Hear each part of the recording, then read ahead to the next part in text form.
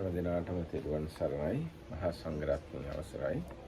අපි මහා සතිපට්ඨාන සූත්‍රයේ ධම්මානුපස්සනාවට අයිති චතුරාර්ය සත්‍ය කොටසේ දුක්ඛ සත්‍යයට අයිති කොටස් කතා කරලා අවසන් කළා. අවසාන නෑ. මේ පංච උපාදානස්කන්ධා දුක්ඛා කියන වචන ගැන ඕන තරම් තව කතා කරන්න පුළුවන්. One Saranai everybody and with the permission of the Venerable Sangha. We are going to continue on Maha satipatthana Sutta. Now we are in Dhammanupassana, the last part, the satipatthana section on the Four Noble Truths. So we have almost finished, or definitely we have covered up all the parts about the truth of suffering. Last being, in short, the five aggregate subject to clean suffering. So we discussed that yesterday, and we are going to take it from there. එතකොට දැන් අපි පන්ති අවසන් කරනකොට කිව්වා මේ පංච උපාදානස්කන්ධයේම තියෙනවා මිහිරක්, සුන්දරත්වයක්, සැපයක්. එක්කෝ සත්වයන්ට එහෙම වැටහෙන ස්වභාවයක් තියෙනවා. සුඛ වේදනාවක්, සෝමනස්ස වේදනාවක්, උපේක්ෂා වේදනාවක් තියෙනවා. අන්න ඒකට සත්වයන්ගේ හිතේ කැමැත්තක් තියෙනවා. අන්න ඒකම තමයි දුක්ඛ සමුදය. ඊගාව සත්‍ය ඒක. මේ පංච උපාදානස්කන්ධයේ මිහිරක්, හොඳක්, සැපයක් ගැන යම් කැමැත්තක්, ආශාවක් තියෙනවා නම් ඒ ආශාව විසින් තමයි නැවත පංච උපාදානස්කන්ධයවල් නිෂ්පාදනය කරන්නේ. Last part discussed yesterday was this kind of sweetness, some niceness within the five aggregates. That is especially the bodily and mental pleasant feeling, as well as sometimes brutal feelings. Things connected with that within the five aggregates are somewhat sweet. So whenever there is liking or attachment to that, that leads to the renewal of the realizing of the five aggregates again and again.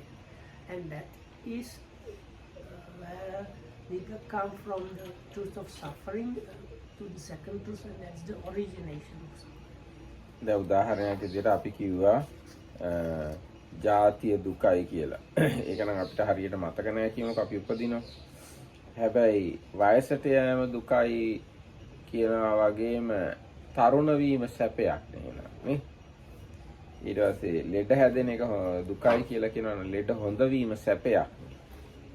ඊට පස්සේ ප්‍රියයන්ගෙන් වෙන්වීම දුකක් නම් ප්‍රියව හම්බ වීම සැපයක්.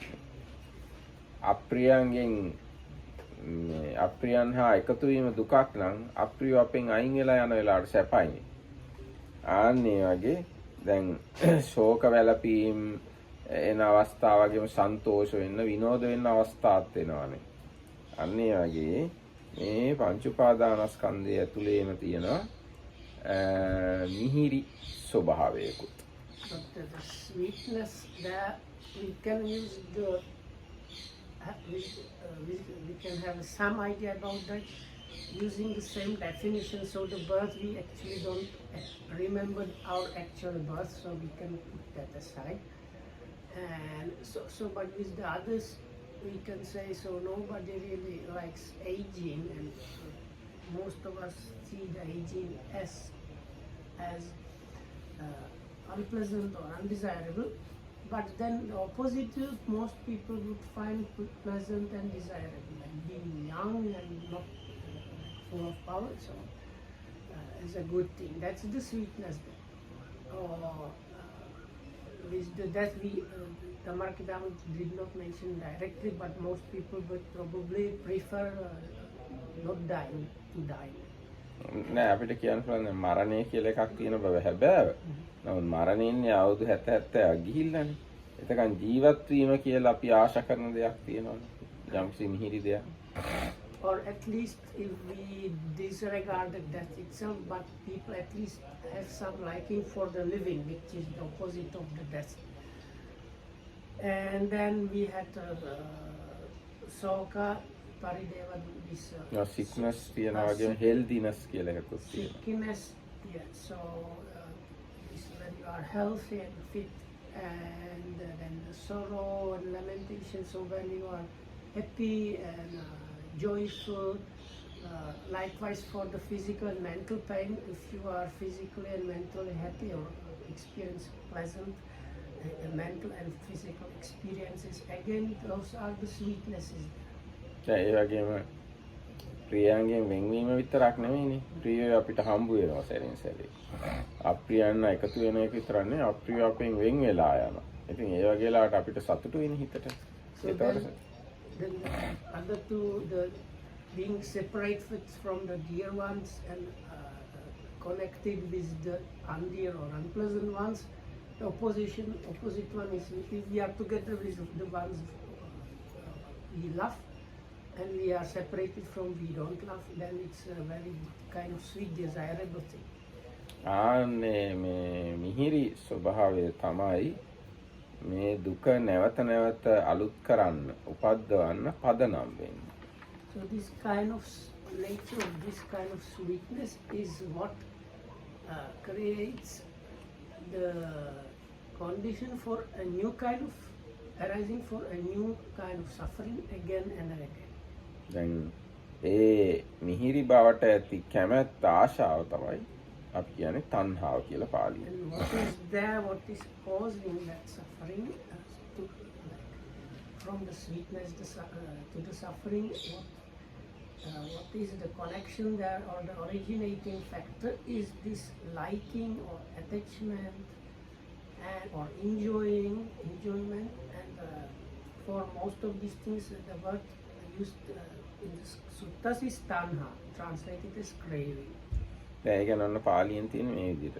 කතමංච භික්කවේ දුක්ඛ සමුදයෝ අරිය සත්‍ය. මහණෙනි කුමක්ද දුකට හේතුව වන සත්‍ය? යායන් තණ්හා පෝනෝ භවිකා නන්දිරාග සහගතා తත්‍ර తත්‍රා විනන්දිනී සේයති දං කාම තණ්හා භව තණ්හා විභව තණ්හා. යම් මේ තණ්හාවක් තියනවාද පුනර්භවය පිණිස පවතින. ඒ වගේ සතුටින් ඇලෙන ස්වභාවයෙන් යුක්ත. ඒ තැන ඇලෙන. එනම් කාම තණ්හා භව තණ්හා විභව තණ්හා. කාම තණ්හා කියන්නේ කාම වස්තුන් කෙරෙහි ක්ලේශ කාම වස්තු කාම කියලා දෙකක් තියෙනවා. ඒ කාමයන් කෙරෙහි තියෙන තණ්හාව. භව තණ්හා කියන්නේ පවතින්න ඕනෑ කියන තණ්හාව. විභව තණ්හා කියන්නේ උච්ඡේද දිට්ඨිය හා බැඳුණු තණ්හා. ඒ අපි ඉන්න ටිකේ විතරයි මේ ඉන්නේ. මරුණාට පස්සේ මොකුත් නැහැ. මේ ඉන්න ටිකේ පුළුවන් තරම් සැප විඳින්න ඕනේ කියලා හිතන අන්නේ තණ්හාව.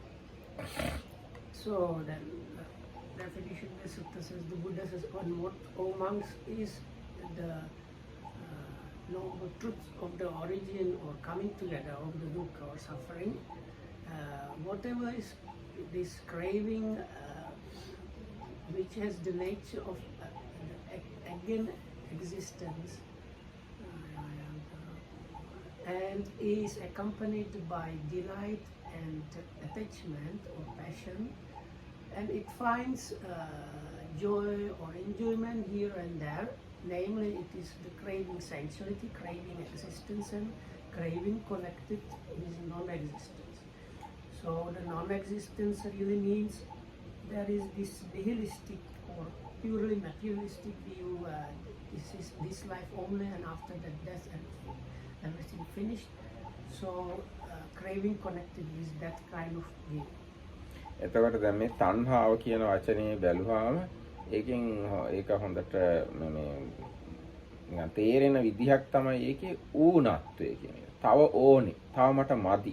කිසියම් පිපාසයක් වගේ. දැන් පිපාසය දුන්නා අපි තව වතුර බොන්න ඕනනේ. ආන පිපාසයක් වගේ, මදිකමක් වගේ, ඌනත්වක් වගේ තියෙනවා අර මොන හරි සැප ගැන. It's in order to understand that what the word tanha translated as craving stands for, it has the nature of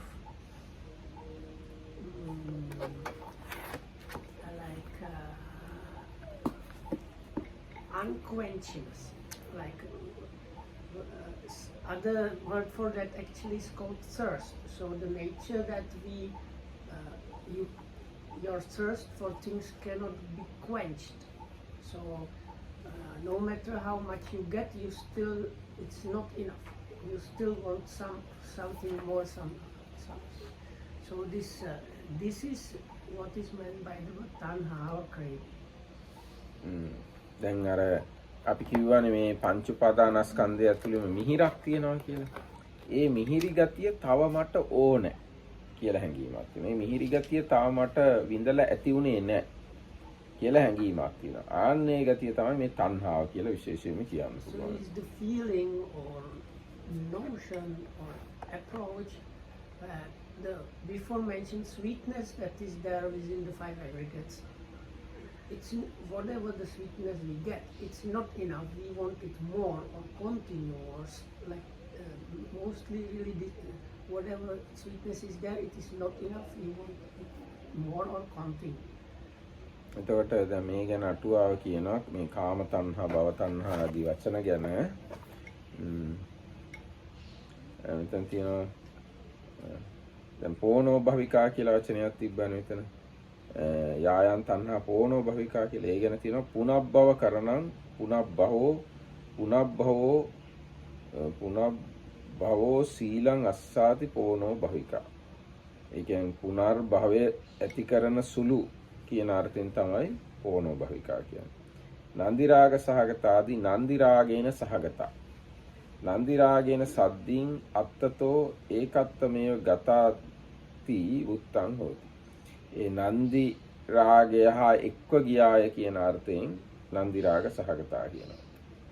తත්‍ර తත්‍රාබිනන්දිනීති යත්‍ර යත්‍ර අත්තභාවෝ తත්‍ර තත්‍ර අභිනන්දිනී යම් යම් ආත්භාවයක් ඇද්ද ඒ තැන අභිනන්දනය කරනවා. අභිනන්දිනී රූපාදීසුවා ආරම්මනේසු රූපාදී ආරම්මලවල හෝ తත්‍ර తත්‍රාභිනන්දිනී රූපාභිනන්දිනී ඒ තැන තියෙන රූප අභිනන්දනය කරනවා. සද්ද ගන්ධ රස ආදී අභිනන්දනය කරනවා. පොට්ටබ්බ ධම්මාභිනන්දිනීති අත්තෝ පොට්ටබ්බ ධම්ම කියන ඒ දේවල් අභිනන්දනය කරනවා. අන්නේ අර්ථයෙන් තමයි తත්‍ර తත්‍රාභිනන්දිනී කියන්නේ. දැන් නන්දන කියන වචනේ තේරුම සතුට අභි කියන කෑල්ල මුලට දැම්මහම වැඩියෙන් තව ගැඹුරින් සතුටු වෙනවා. රූප, ශබ්ද, ගන්ධ, රස, ස්පර්ශ ආදී ඒවා ඒ තැන කොහේ හිටියත් එතන. So then the word by word definition is something like this. So the tanha was explained already. Then pono bhavika, so it has something to do this punabhava or literally again existence. So it is producing or leading to or has to the craving has something to do with the production of the new or again existence. Then Nandiraga Sahagata, so Sahagata is translated as accompanied, means going together or getting together with Nandi, which is delighting or rejoicing, being happy about. And Raga is either passion, lust or attachment. It has all these different things. So this delighting or liking and attachment / passion accompanies that. And here and there it finds delight. So the word in Pali abhinandati does not mean just normal liking. It means like strong liking or more liking. So it is this kind of really enjoying or indulging.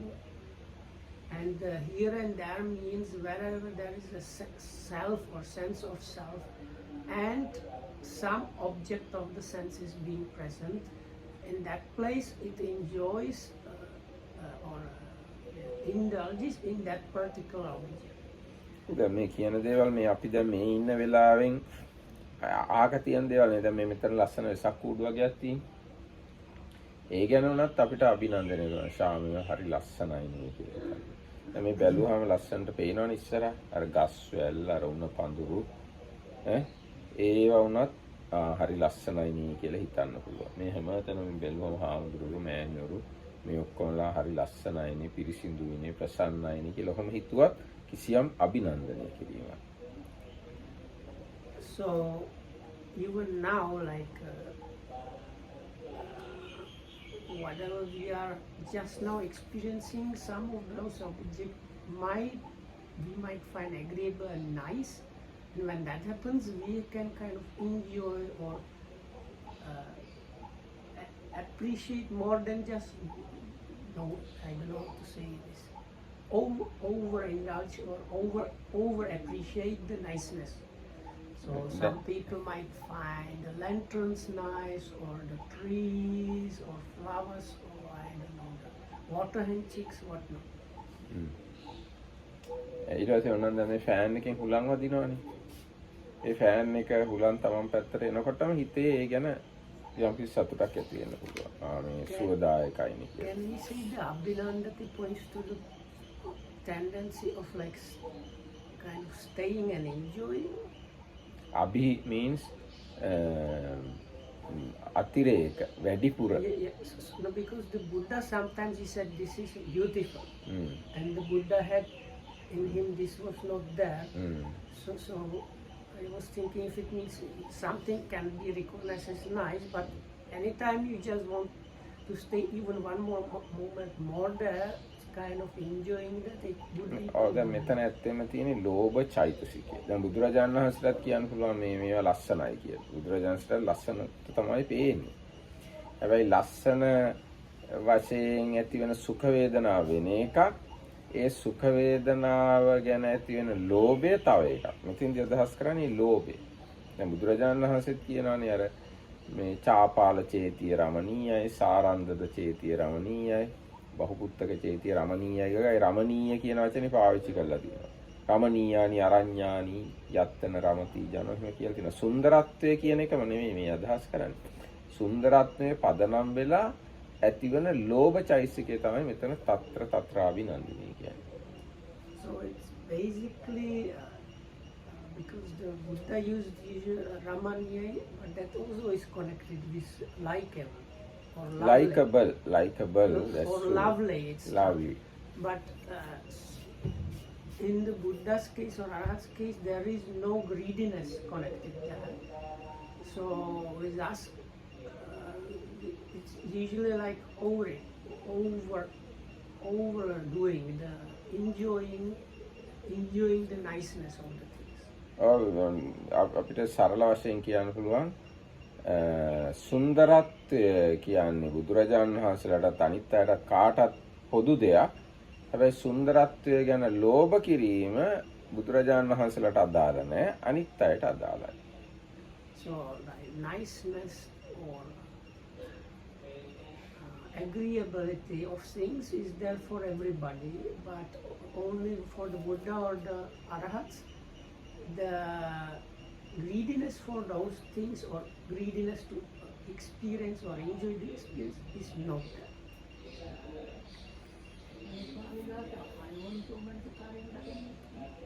එහෙමයි. දැන් මේ ලෝභය ඇති වෙනකොටම ඒ කියන්නේ අයෝනිසෝ මනසිකාර වෙලා ඉවරයි. අයෝනිසෝ මනසිකාරය නිසා තමයි ලෝභය ඇති වෙන්නේ. දැන් බුදුරජාණන් වහන්සේට සුන්දරත්වය තේරෙනවා, පේනවා, විශේෂ වෙනවා. දැන් රසවත් කෑමක් කෑවොත් බුදුරජාණන්සේටත් මිහිරි රසයක් තමයි දැනෙන්නේ. හැබැයි එහිලා අයෝනිසෝ මනසිකාරයක් සහ ඒ නිසා ඇති වෙන ලෝභයක් උන්වහන්සේලාට ඇති වෙන්නේ නැහැ. So this lady asked whether it's because of how the wise and unwise attention, as they are translated in English, impact this. So in the normal people's cases, when we have something nice or pleasant, usually it's apprehended through unwise attention, this kind of surface attention, which leads to developing greediness and other things. That's not the case in the Buddha. In the Buddha's case, it's the wise attention which does not lead to it. දැන් වෙන විදිහකට කිව්වොත් මේ දැන් මේ හැට කනට නාසයට දිවට විශේෂ වෙන දේවල් බුදුරජාණන් වහන්සේ ගන්නේ අනිත්‍ය දුක්ඛ අනාත්ම අවබෝධයෙන් යුක්ත මොනතරම් මිහිරි විඳීමක් වුණත් අනිත්‍ය එක මොහොතක්වත් නිට්ටය නෑ කියලා උන්වහන්සේ දන්නවා. හැබැයි අනිත් මිනිස්සු එහෙම දන්නේ නැහැ. ඒ වෙනුවට අනිත් මිනිස්සු ඒවා ගන්නේ නিত্য සුභ සුඛ ආත්ම කියන හැඟීමෙන් ඒ දෘෂ්ටියෙන්. ඒ මත තමයි අර ලෝභය හටගන්නේ. So another way of looking at that is for the Buddha and the Arhats, but which the Buddha is like the best example because the Buddha is perfect. So any experience is taken with the understanding that the impermanence, unsatisfactoriness, and non-self is inherent in that. So even nice things, always there is the understanding, experiential understanding that it's something impermanent, unsatisfactory, and non-self. Now this does not happen with normal people.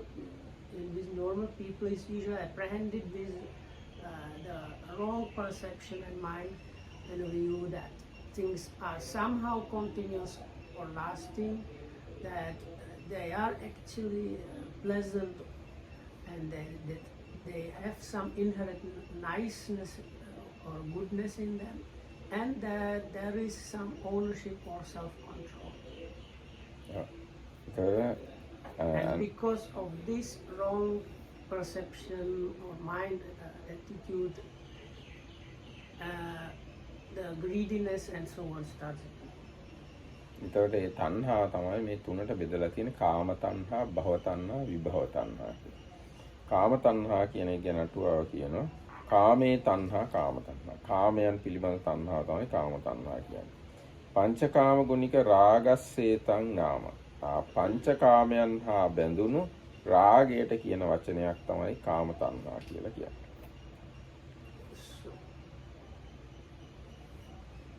So here the three kinds of cravings are directly mentioned by the Buddha in the sutta, and that's craving sensuality, craving existence, and non-existence craving. So then craving sensuality, now in Pali the word kama can mean few things. So one of them is objects of senses or the senses itself and the enjoyment of that. So it's a kind of whole package of this. So whatever is craving those things is called the craving sensuality, or in other words it's defined as a passion or attachment to the panchaguna. පංචකාම ගුණික රාගස්සේතං නාම. කාම තණ්හා. Five senses, five chords of sensuality, attachment or passion is that. ඒ කියන්නේ දැන් පංච කියලා කියන්නේ මේ ආයතන ඉන්ද්‍රිය පාඩ සම්බන්ධ මේ කාම ගුණ කියලා තියෙනවා වගේක්. මොනවාද? ඇහැට සම්බන්ධ ලස්සන රූප, කනට සම්බන්ධ මිහිරි ශබ්ද, නාසයට සම්බන්ධ සුවඳ, දිවට සම්බන්ධ රස, ශරීරයට සම්බන්ධ ස්පර්ශ. අන්නේ පංචකාම ගුණයන් පිළිබඳ තියෙන කැමැත්ත තමයි කාම තණ්හා කියලා කියන්නේ. So the usual definitions for the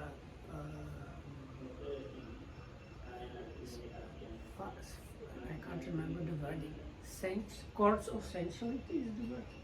Yeah, Five chords of sensuality. So the definition for a chord of sensuality is, for the eye, is whatever forms visible by the eye that are desirable, enchanting, agreeable. There's like bunch of similar words that have to do with liking and attachment and enticement. So those are called the chord of sensuality of the eye. So like that for the five senses, whatever like sights, sounds, smells, tastes and tactiles that are desirable, agreeable, pleasant, enchanting, and leading to passion and attachment and so on. So those are considered as the five chords of sensuality. එහෙම කියනකොට හිතන්න හොඳ නැහැ මේ අපේ බාහිර දේවල් ගැන කියලා. අපි ගැනමත් තියෙනවා. අපි ලස්සනයි නා. අපේ කටහඬ මිහිරි නා. අපි සුවඳයි නා. අපේ ස්පර්ශ හොඳ නා. ඒක අපේ ඇඟේම රසයක් දැනෙනවා මිහිරි. ඒතර අපි ගැනමත් මේ පංචකාමයේම ඇති වෙන්න පුළුවන්. ඒතර කාම තණ්හා අපි ගැනමත් ඇති වෙන්න පුළුවන්. Like I'm saying, it's not good to think it's just the so-called external world. It applies very much to ourselves. So you might have, I don't know, the touches are definitively for oneself really, and then one's own voice can be sweet, and one's own one kind of might have fragrance smell and things like that. Some people might like how they look, so ඔව් දැන් අපිට ඕන තරම් එහෙම පුළුවන්. දැන් අපි අපේම ෆොටෝ එකම අරගෙන ඉස්සර මං අවුරුදු 20 දී එහෙම ගොඩාක් ලස්සනට හිටියා ඈ මං අවුරුදු 25 දී ගොඩාක් ලස්සනට හිටියා කියලා එහෙම හිතලා තණ්හාව ඇති කරගන්න පුළුවන්. එක්ක තමන්ගේ අත පය ඇඟිලි නිය පොතු ඔය ඔක්කොම දිහා බලලා තමන් ගැන ලොකු තණ්හාවක් ඇති කරගන්න ඕනේ. ඒවා ඇහැ හරහා ඇති කරගන්න යන්නේද ඒ ඔක්කොම කාම තණ්හාවට දාන්න ඕනේ. එක්ක තමන් හොඳට ඇඳගෙන ලස්සනට ඉන්නකොට තමන් ගැන විශාල තණ්හාවක් කාම තණ්හාවක් තමන්ට ඇති වෙන්න පුළුවන්. So sometimes seeing one's old pictures, I might think, oh, when I was 25, I look like a fat pig. Right, okay. And that is Inita. So when I was 33 and I was my third year as a monk, I was slim and my face was shiny because of meditation. So I looked really good. So, there is that one sutta, I don't remember, that says that the whole sensuality thing starts when we start delighting in our own sight and in our own kind of experience of ourselves, how we look, how we walk and so on. And then it's of course connected with other people, but it starts with the idea of ourselves being attractive. Yes, I think simultaneously this thing can happen. Same time you can attach yourself as well as others. From the beginning of our life, whatever the present form we can see through the eyes, we can generate greed towards those things. Now, දැන් ඔය පොඩි ළමයි හිටන් අවුරුදු 8 10 ළමයි හිටන් කන්නඩියේ මූණ බල බල මේ බොහොම සන්තෝෂ වෙනවා තමන් ගැන. මේ කාලේ නම් අර ටැලන්ට් ෂෝ තියෙන. ඒකට පොඩි ළමයි ඇවිල්ලා ලස්සන සින්දු කියනවා නටනවා. ඉතින් ඒ ළමයින්ට තමන් ගැන විශාල සතුටක් මිහිරක් දැනෙනවා. ඒකට එතන මේ කාම තණ්හා තමන් ගැනම ඇති වෙන්න පුළුවන්. So like small kids, sometimes when they see how they look, they might get very happy about that. Then there is the attachment and craving that. That's the sensual craving. Or there are these talent shows, so within the talent shows they might be doing like singing and dancing and other things. So there's that a lot of sensual attachment targeted at oneself might be that. දැන් පොඩි කාලෙම සමහර ළමයින්ට හිතෙන්න පුළුවන් මම කොච්චර ලස්සනයිද කියලා. කන්නඩිය මූණ බැලුවොත් ලස්සන ළමයින්ට හිතෙන්න පුළුවන් මම කොච්චර ලස්සනයිද කියලා. ඒකට එතන තණ්හාවක් තමන් ගැනම ඇති වෙනවා රූපේ ගැන. So some kids, it seems they might get this idea how I'm so beautiful. කටහඬ ගැනත් එහෙමයි. හොඳට සින්දු කියන්න පුළුවන් නම් පොඩි කාලෙම ඒ තමන්ගේ කටහඬ ගැන ලොකු තණ්හාවක් ඇති වෙන්න පුළුවන්. Or they might be praised by somebody saying they can sing in a nice way, so then they start having attachment to this their own voice basically. දැන් මේ අවුරුදු 15 16 17 ඊට පස්සේ වෙනකොට නම් අනිවාර්යයෙන්ම තමන් ගැන ගොඩාක් මේ තණ්හාව ඇති වෙන්න පුළුවන්. So once they become teenagers, it might be more and more. එතකොට අන්නේ විදිහට මේ කාම තණ්හාව කියන එක අපිට අර අජ්ජත් බහිද්ද වශයෙන් බෙදලා තේරුම් ගන්න පුළුවන්. එතකොට පිටින්ද මොන තරම් තණ්හා සහගත සිත් වගේක් අපි තුල මේ අපේ ජීවිතේ ඇති වෙනවාද? විශාල තණ්හාවකින් තමයි අපි ජීවත් වෙන්නේ. Question, does it explain why the mind is not mentioned? Even though mind separately does not mention, all this craving within the mind. Normally, when we say kama, it's always panchakama, 5 chord of sensuality. Like from my own experience, I spent a lot of time attached to what I think, not about the external things really. But maybe there is not called sensuality, that is called... No, it can be sensuality, but depending on sensual object. ඒ කියන්නේ මේ හිතෙන් හිතට එන අරමුණු ගැන සතුටු වෙවි ඉන්න පුළුවන්. හැබැයි හිතට එන ඒ අරමුණු ඇහෙන් කනෙන් නාසයෙන් දිවෙන් කයින් ගත්ත අරමුණු ගැන හිතමින් සතුටු වෙන්න පුළුවන්. ඒක හැබැයි මෙතෙන්දි විශේෂයෙන් අරගෙන නැහැ. අර ඇහැ කන නාසය දිව ශරීරය කියන ටික පහ තමයි අරන් තියෙන්නේ.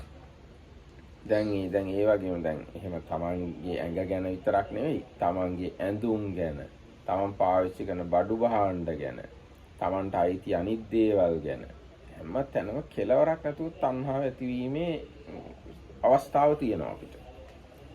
So if you consider your own clothing or accessories or things or like gadgets, even your furniture, like as almost endless field where this attachment, sensual attachment to one's possessions can arise. දැන් ඒ වගේම දැන් මම දැකලා තියෙනවා සමහර ළමයි ලස්සනට අකුරු ලියනවා. බෝල ලස්සන අකුරු. ඉතින් ඒගොල්ලෝ ඒ අකුරු ගැන මහා ලොකුවට හිතනවා, ආශා වෙනවා, කැමති වෙනවා, මාන්නෙත් ඇති කරගන්නවා. එහෙම තියෙනවා ඒක. තමන්ගේ හැකියා, දක්ෂතා ඒවා ගැන මේ ඇහැට කනට විශේෂ වෙන දේවල් ගැන මේ සතුටු වෙනවා. ඒක තමන්ගේ පොත් ටික ගැන, පොත් ටික ලස්සනට තියෙනවා නම් පොත් බෑග් එක ඒ වගේ ඉස්කෝලේ යන ඒ ටිකට සම්බන්ධ දේවල් ගැනත් ඒ පොඩි ළමයින්ගේ තුලත් තණ්හාව ඇති වෙනවා. හැබැයි අපි කවුරුත් කියන්නේ නැහැ ඒක නරක තණ්හාවක් එහෙම කියලා ඒ ගැන කතා කරන්නේ නැහැ. නමුත් ගැඹුරින් බැලුවොත් ඒවත් මේ කාම තණ්හාවෙම යම් අවස්ථා තමයි.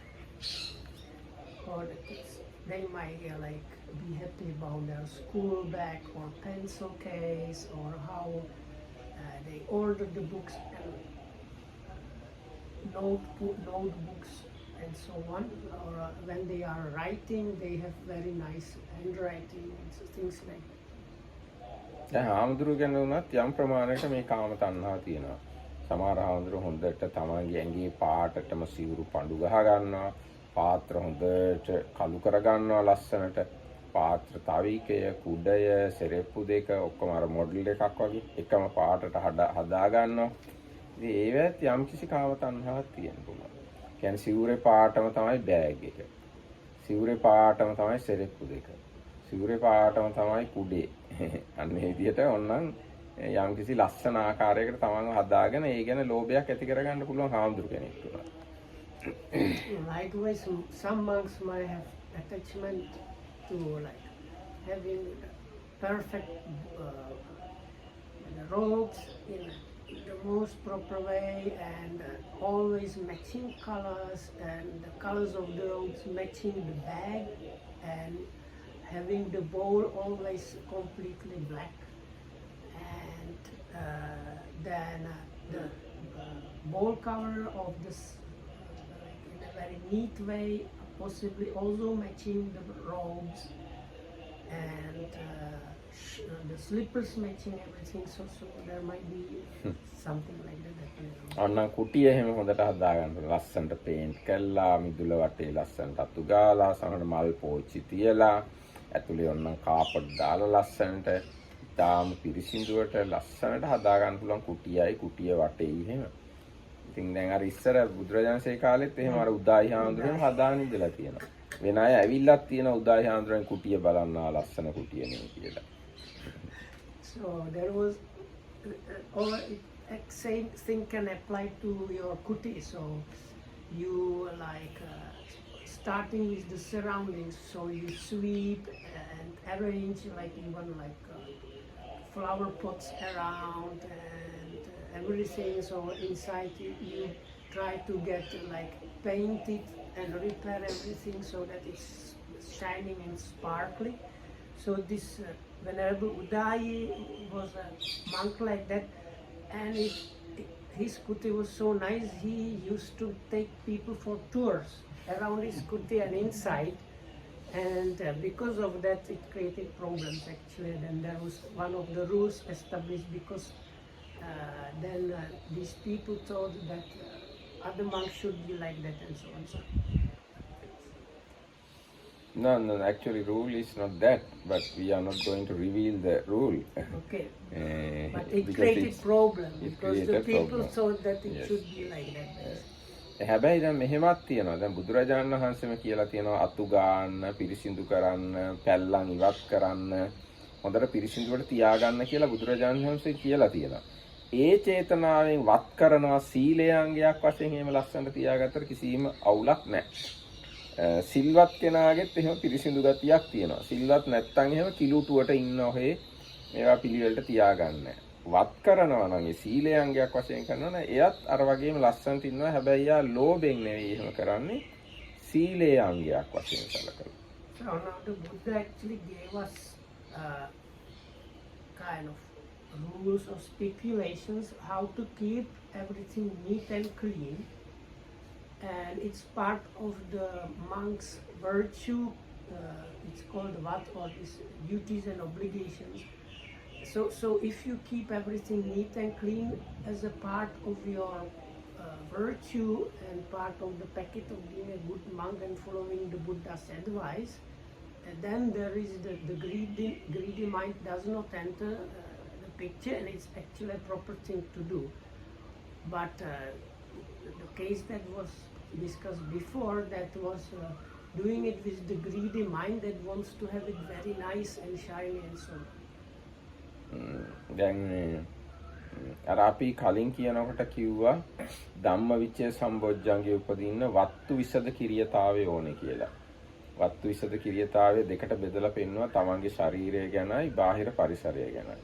ඒතකොට කිව්වේ තමන්ගේ නියපොතු කපලා, කෙස් කපලා, රැවුල් බාලා, නාලා මේ ලෙඩ තියෙනවා නම් බෙහෙත් තරම් ඒවා හොඳ කරගෙන තමන්ව හොඳට ප්‍රසන්නව තියාගන්න ඕනේ. ඒ තමන් ඉන්න කුටිය පිරිසිදු කරලා සිවුරු පඳු ගහන්න තියෙනවා නම් පඳු ගහලා, ඉරිච්ච තියෙනවා නම් මහලා එහෙම ලස්සනට තියාගන්න ඕනේ. ඒක අර බොජ්ජංගේ ඇති වෙන්න උදව්වක්. ඒක මේ කාම තණ්හාව යටතට දාන්න බෑ. So actually we have quite extensive regulations about one's own body and what we wear and the surrounding. So it has to do with cutting the nails and shaving the head and beard and washing, how to use medicine when it's appropriate, dyeing the robes, patching the robes, all these things. We have quite many regulations about that. So those things would not fall under the sensuality craving. And they are actually one of the support that we were doing the part on the Bojjhangas before, so they are actually one of the supportive factors mentioned with the enlightenment factors. එතකොට දැන් කාම තණ්හාව ගැන ওই විදිහට අපිට ඕන තරම් කතා කරන්න පුළුවන්. නැත්නම් මේ ලෝකෙම යන්නේ ලෝකේ ලොකුවට පේන්න තියෙන්නේ කාම තණ්හාව. මිනිස්සු මහන්සියලා වැඩ කරන්නේ, දුක් විඳින්නේ, යුද්ධ කරන්නේ, රණ්ඩු වෙන්නේ, ඉගෙන ගන්නේ, රස්සාවල් කරන්නේ. ඔය හැම එකක්ම මේ කාම තණ්හාව නිසා තමයි. විද්‍යාඥයෝ පර්යේෂණ කරන්නේ, අභ්‍යවකාශයට යන්නේ, රුසියාව යුක්‍රේනය යුද්ධ කරගන්නේ. ඔය හැම දෙයක්ම පසුබිමේ තියෙන කාම තණ්හාව තමයි. Actually, if you consider what happens in the world, basically all of it is motivated, or on background of that is sensual craving. So getting your education, getting money and possessions, even the scientists doing some researches, or including the digs like the archaeologists, and going to space and having arguments, having competitions. Yes. And even all of the wars are instigate or start with the sensual craving. හැබැයි අපි සමහරලාට ඒ කාම තණ්හාව කියන එක වෙන ලස්සන වචන වලින් වහගෙන ඉන්නවා. මේ සමාජයට සේවයක් කරන්න ඕන, ලෝකෙට සේවයක් කරන්න ඕන, ලෝකයට උදව්වක් කරන්න ඕන වගේ අදහස් අපි කියනවා. නමුත් යට එහෙමත් වෙන්න පුළුවන් ඇත්තටම සමහරුන්ට. හැබැයි පසුබිමේ තියෙන්නේ කාම තණ්හාව වෙන්න පුළුවන්. දැන් දේශපාලනය කරන අය කියන්නේ අපි එන්නේ රට දියුණු කරන්න. ඒගොල්ලෝ කියන්නේ කවදාවත් අපි බලයට ආසයි. ඒ නිසායි අපි මේ ඡන්දෙ දිනන්න යන්නේ කියලා කවදාවත් කියන්නේ. ඒගොල්ලෝ හැමෝම කියන්නේ අපි එන්නේ රට හදන්න කියලා. අනේ වගේ අපි ලස්සන වචන දාලා ඒ අපේ කාම තණ්හා වහගෙන ඉන්නවා. So very often we kind of varnish the birth craving is a nice thing. So saying this is for the development of humanity or we want to help the country. So Dhammarakithamdro said the politicians never say I want to be elected because I want money and power. No, they always say how they want to right the wrongs and develop the country. So ඒ වගේ දැන් but sometimes at least part of that might be genuinely like good intention, but very often it's even not part of it and it's fully like just the craving itself. ඒ වගේම දැන් ඔය ආගම් ගැන බැලුවත් එහෙම තියෙනවා. ඒ කියන්නේ ආගම් වල උගන්වන හින්දා ස්වර්ගය කියලා එකක්. ඒ ස්වර්ගයේ සදා කාලයටම සැප විඳින්මින් ඉන්න පුළුවන් කියලා උගන්වනවා. දැන් ක්‍රිස්තියානි, මුස්ලිම්, හින්දු ඒ ආගම් වලත් එහෙම උගන්වනවා. බුද්ධ ආගමෙත් තියෙනවා දිව්‍ය ලෝක 6ක්. ඒ අසීමිත සැප තියෙනවා. ඉතින් ඒව ලබන්න එක්ක ඕගොල්ලෝ යාඥා කරන්න, එක්ක ඕගොල්ලෝ දන් දෙන්න, සිල් රකින්න කියලා උගන්වනවානේ. ඉතින් ඒ යාඥා කරන්නේ, දන් දෙන්නේ, සිල් රකින්නේ අර දිව්‍ය ලෝකෙට ගිහිල්ලා දිව්‍ය සැප විඳින්න ඕන කම හින්දා. ඒ දිව්‍ය සැප විඳින්න ඕන කම කියලා කියන්නේ එක්තරා විදිහක කාම තණ්හාවක් කියන්න පුළුවන්. ඒක භව තණ්හාවට සම්බන්ධයි. නමුත් ඒ කාමයන් ඉලක්ක කරගෙන ඒ පින් කිරීම, දන් දීම, යාඥා කිරීම ඒවා කරනවා නම් ඒක කාම තණ්හාවට දාන්න පුළුවන්. So also then in religions you have this concept of heavens. So in some religions there is like one kind of heaven, and in other religions there are different spheres of existence, there are different heavenly levels. But usually you are asked to do some performances, like usually good kind of good activities to get there. So this is very often connected with the craving existence, but part of that can be also this wish to get the enjoyment, and that would be within the same craving century. දැන් මම දැකලා තියෙනවා ආ ක්‍රිස්තියානි ආගම් ප්‍රචාරය කරන්න ගහන පොත් තියෙනවානේ. ස්වර්ගයේ හැටි මෙහෙමයි කියලා. ඒවා පින්තූර ඇඳලා තියෙනවා. අම්මලා ළමයි තාත්තලා හොඳට සතුටින් ඉන්නවා, මල් පිපිලා තියෙනවා, ලස්සන ගෙවල් තියෙනවා. ඉතින් ඒවා ගන්න තමයි ඒ ආගම අදහන්නේ. එතකොට කාම තණ්හාව එතන තියෙනවා. So in Christianity they have some of them depict the heavens of the like families staying smiling together in a kind of sunny gardens full of flowers and stuff like that. So then they might want to reach that place, but these days big failure because no mobile phones. Like eternity in heaven where there is nothing, just a garden, must sound very boring. No, because like these days people are so hooked up on the essential pleasures we have here. If you tell them for eternity you will be just playing harp and happy, it sounds like. How do you know the heavens didn't upgrade? I mean, they may have now even these things. I don't know. ඉතින් මේ අන්නේ වගේ කාම තණ්හාව කියන එක හරියම සුලභ දෙයක්. මේ රටේද වෙන රටවල් වලද ගිහිද පැවිදිද කියලා හැම විශේෂයක් නැහැ. කාම තණ්හාව කියන එක ඕන කෙනෙක්ගේ හිතේ ඇති වෙන්න පුළුවන්කම තියෙනවා මේ අනාගාමී වලින් මෙහා. So only the anagamis and arahats are free from this craving sensuality. එතකොට අනිගාට තියෙන භව තණ්හා කියලා තියෙනවා. So then the second one of the three mentioned is craving existence. භවේ තණ්හා භව තණ්හා. භව පත්තනා වශයෙන් උප්පන්නස්ස සස්සත දිට්ඨි සහගතස්ස රූපාරූප භව රාගස්සච ඥාන නිකාන්තියා චේතං අදිවචනං කියලා තියෙනවා. ඒ කියන්නේ භවය ප්‍රාර්ථනා කිරීම වශයෙන් උපදින සාස්වත දිට්ඨිය හා බැඳුණු සාස්වත දිට්ඨි සහගත රූපාරූප භව රාගස්සච. ඒ කියන්නේ රූප අරූප බ්‍රහ්ම ලෝකවල ඉපදෙන්න තියෙන ආශාවත් ඇතුළුව ධ්‍යාන නිකාන්තියා චේතං අධියචන. ධ්‍යාන නිසා ඇතිවන කිසියම් සියුම් තෘෂ්ණාවක් තමයි විශේෂයෙන් භව තණ්හාව කියලා කියන්නේ. So here the definition given in this commentary says this craving existence actually has mostly, so it just firstly just paraphrases, craving existence is, let's say, craving for existence. What is specifically meant here is there is a kind of this connection of the eternalistic view, attachment to fine material and immaterial spheres, thing, and this delighting in the jhana itself, that is what is considered here the craving existence. ඒකෙන් රූපාරූප භව රාගස්සච ඒ රූපාරූප භවය පිළිබඳ රාගයත් ඇතුළු පැවැත්ම පිණිස පිළිබඳ තියෙන රාගය තමයි භව තණ්හා කියලා කියන්නේ. Is the craving for existence itself and the continuance of or having of the fine material kind of existence or immaterial kind of existence and the delighting in the jhana or absorption itself.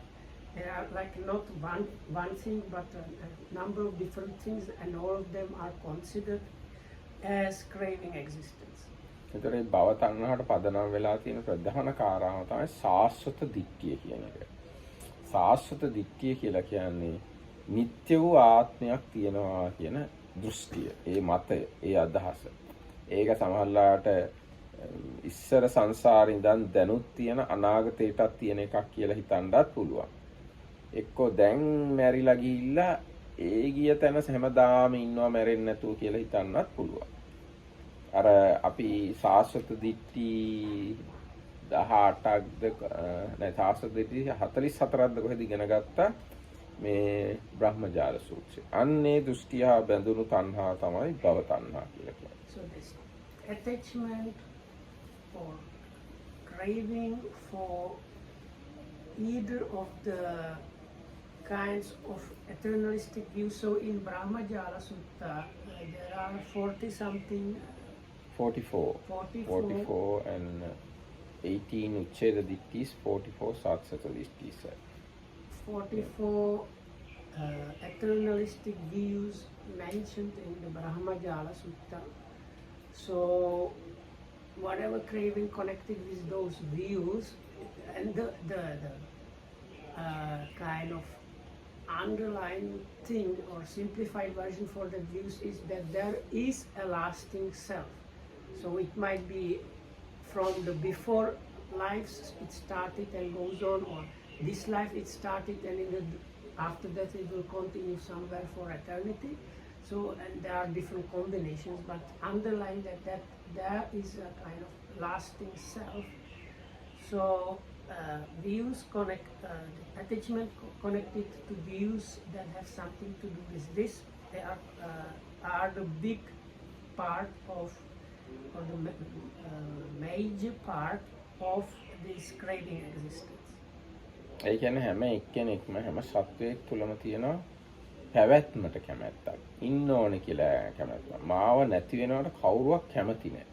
ආන්නේ මම ඉන්න ඕනේ කියන හැඟීම තමයි මේ සාස්වත දිට්ඨිය කියලා කියන්නේ. ඒ මම ඉන්න ඕනේ කියන හැඟීම පදනම් වෙලා හටගන්න තෘෂ්ණාවට තමයි කියන්නේ භව තණ්හාව කියලා.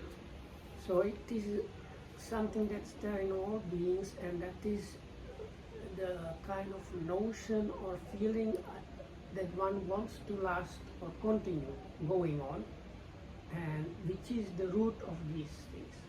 දැන් ඊ타ත්ම දුක් විඳින අපාය සත්වය පවා මම ඉන්න ඕන කියලා හිතනවා. ඒගොල්ලෝවත් කැමති නැහැ අපායෙන් මැරෙන්න. දැන් අපාය කොච්චර දුක් විඳත් මැරෙන්න කැමති නැති ගතියක් තියෙනවා. So even the extremely suffering beings in the hellish realms, they still have the liking, or they want to continue. They don't want to not continue. ඒ කියන්නේ දැන් සමහර අපායවල වල තියෙනවා මේ ලොකු ගල් පෙරලිලා ඇවිල්ලා ඒගොල්ලන්ගේ යට වෙලා පොළොවට සමතලා වෙනවා. ඒ වුණත් ඒගොල්ලෝ ඒ අපායේ ඉන්න කැමති ආයි ඊගා මොහොතේ උපදිනවා. ආයි ලොකු ගලක් පෙරලිලා ඇවිල්ලා ඒගොල්ලෝ සමතලා වෙනවා. ආයිත් උපදිනවා. ඔහොම ප්‍රදීපදී මෙරි ඉන්න ඒගොල්ලෝ තුලත් භව තණ්හාවක් තියෙනවා. So one of the hells is described like this is like a big rolling stone which crushes them immediately with a lot of pain. They are crushed and die, but because they still want to go on, they again appear and they are just again crushed, and then they again appear and they are again crushed. ඉතින් ඒ වගේම ඒ අපාය සත්‍ය නෙවෙයි අනාගාමී අයටත් චූටි භව තණ්හාවක් තියෙනවා. ඒකින්ද තමයි ඒගොල්ලෝ තව එක සැරයක් උපදින්නේ. So even for the anagamis, they have some kind of delighting in the existence there. So that's why they are still reborn. ඒගොල්ලන්ගේ rebirth happens for them all. ඒගොල්ලන්ගේ භව තණ්හාව හැබැයි ධානය හා බැඳිලා තමයි තියෙන්නේ. ධාන සැප විඳින්මින් ඉන්න ඕන කියලා වගේ හැඟීමක්. රූප රාග අරූප රාග සංයෝජන තියෙනවා ඒගොල්ලන්ට. ඒකින්ද ඒ රූප රාග අරූප රාග වශයෙන් ක්‍රියාත්මක වෙන්නේ කිසියම් භව තණ්හාවක්. So but for the anagamis, it is an attachment of staying in the absorption or the comfort and bliss of the absorption, that is the attachment there. But that itself leads to the rebirth happening for them. එතකොට ඔන්න භව තණ්හාව කියන්නේ ඔන්න වගේ එකක්. ඒ විභව තණ්හා විභව තණ්හා උච්ඡේද දිට්ඨි සාගත රාගස්සේතං අදිවචන.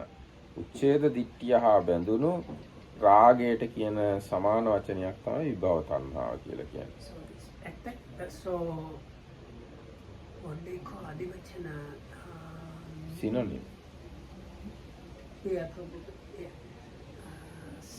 So the synonym for or a kind of definition for the non-existence craving or like, yeah, okay. Anyway, so vibhava tanha is, there is the ucheda vada, that is the nihilistic or purely materialistic view, and whatever attachment is connected with that is called the craving non-existence. ඔව් දැන් ඒ උච්ඡේද දිට්ඨිය තියෙනකොට හිතට සමහරට හරි පහසුවක් තියෙනවා. ඇයි මොන පව් කළත් ඵල දෙන්නේ ආයි. ඒකින්ද පව් කරන්න කිසිම ප්‍රශ්නයක් නැහැ. හොඳ නොකර හිටියත් කිසි ප්‍රශ්නයක් නැහැ. ආයි මේ මතු අනාගතයක් හොඳ තැනක උපදිනවා කියලා හැඟීමක් ඒගොල්ලන්ට නැහැ. ඉතින් ඒගොල්ලෝ ඉන්න ටිකේ පුළුවන් තරම් සැප විඳගෙන හොඳින් ඉන්න සැප විඳගෙන ඉන්න තමයි හිතන්නේ. පින් කළොත් හොඳ තැනක උපදින්නවා කියලා පින් කරන්න මහන්සි වෙන්න ඕනෙත් නෑ. පව් කළොත් අපායයි කියලා බය වෙලා පව් කරන්න එකෙන් වළකින්න ඕන කමකුත් නෑ. ඔහේ ජීවත් වෙනවා. අපි ඉඳලා අපි මැරුණා එච්චරයි. අපි ඉවරයි. Yeah, but they mostly in the background they have this extreme fear of death. And the closer they are going to death, the more this one is like crushing them. So Dhammaram said this nihilistic, or I actually prefer to call it materialistic view, because the nihilistic sounds like it is something that is not happening too much, but it is the materialistic view. That means we are this kind of body, and when the body stops functioning, that's it. There are no results of good and bad actions happening, so there is of course no rebirth, even to the extent of the kind of theistic religions, hell and heaven. Like you can do anything, because after that you are not going to get any punishment or reward for whatever you do here. So Dhammaram said because of that they have kind of ease, because they just try to follow, enjoy as much as they can here and now. So that's why I said, according to what I know, in the background, very often they have the hidden or not so hidden fear of the death, which is freaking them more and more as they age. දැන් මේ බුදුරජාණන්සේ කාලෙත් හෝ ඒ කාලේ හෝ ඊට කලින් වගේ හිටියා මේ චාරක කියලා දාර්ශනිකයෙක්. එයා කිව්වෙත් ওই කතාව තමයි. එයා කිව්වා ඉන්න ටිකේ පුළුවන් තරම් සැපෙන් ඉන්න. ණයට අරගෙන හරි ගිතෙල් කන්න. මේ මරුණට පස්සේ ආයි උපදීද කියලා කවුද දන්නේ? කියලා අන්න එහෙම ඉගන්නවා. ඒක තමයි ණයට අරගෙන හරි ගිතෙල් කන්න. ගී Yes. you have to eat ghee even by getting borrowing. Even what? Even as a debtor, please eat ghee. Yeah, but this one does not translate well. So the Gita is purified butter, which was so. Okay, I will try to translate it into our terms. So eat caviar and and drink the most expensive sparkling wine, even if you had to just borrow money all the time to get it. So, something like that. එයා කියනවා මේ මරුණට පස්සේ ආයි උපදීද කියලා කවුද දන්නේ? There was one guy in the Buddha's time that had this, like he said, after death, when you die, it's end. So try to enjoy yourself as much as possible when you are still alive. ඒක ප්‍රසිද්ධ ශ්ලෝකයක් තියෙනවා. ශ්ලෝක කියන්න මම එච්චර කැමති නෑ. ඒකට ඉතින් අහන එක හොඳයි නේ. මේක ප්‍රසිද්ධ එකක්. යාවත් ජීවෙත් සුඛං ජීවෙත්. විනං කෘත්වා ගෘතම් පීබෙත්. බස්මි බූහස්ස දේහස්ස පුනරාගමනං කෘතः කියලා තමයි ශ්ලෝකේ කියන්නේ. යාවත් ජීවෙත් සුඛං ජීවෙත් කියන්නේ ජීවත් වෙලා ඉන්නකම් සැපෙන් ඉන්න. So this was Sanskrit Sanskrit stanza, which is his teaching, which is not very nice, but it goes like this. නෑ. As long as you live enjoyable. ණයට හරි අරගෙන ගිතෙල් කන්න. This one. Eat caviar and drink what is the champagne, even if you just borrow money for it. ශරීරය අලු වෙලා ගියාට පස්සේ ආයි උපදීද කියලා කවුද දන්නේ? Because once the body has stopped functioning. No. Ralu? After become ashes. Alu vela, not ralu vela.